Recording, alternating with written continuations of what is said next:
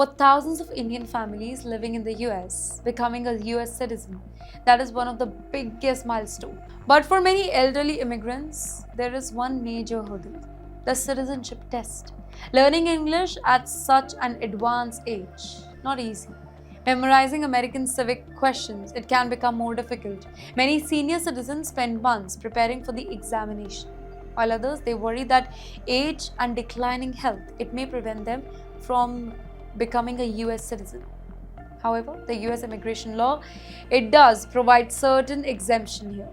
Applicants with serious medical disabilities may qualify for a complete waiver from the English and civic test by submitting Form N648, which must be certified by a licensed physician or psychologist here. And at the very same time, long-term green card holders they can receive another benefit.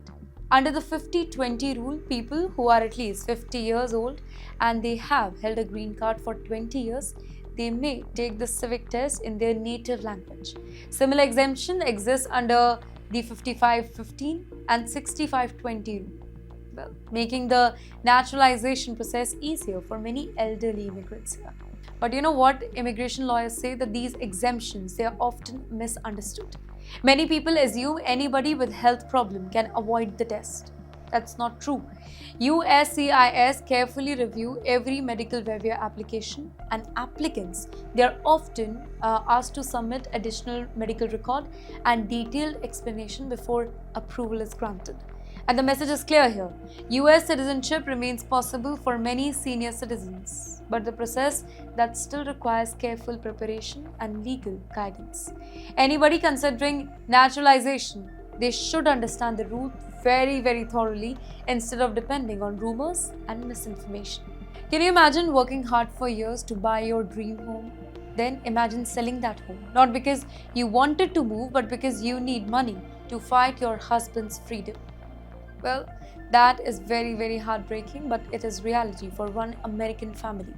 A US citizen woman from Texas has reportedly sold her house after her Venezuelan husband remained in IC detention for nearly 6 months despite having no criminal record. And yes, while his husband's green card application was still pending. According to reports, the couple had completed their marriage-based green card interview and believed approval was only few weeks away before the husband he was detained during the routine ICE check-in. The case it has now sparked widespread debate among immigration lawyers.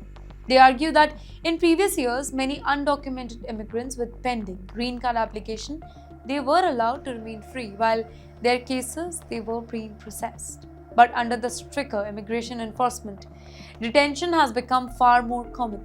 For the family, well, for the wife, the financial burden that became overwhelming. Legal fees continued to rise, household expenses continued, and with only one income, she had the painful decision to sell her home that they built together. In the meantime, immigration experts say that this particular case reflects a broader trend here.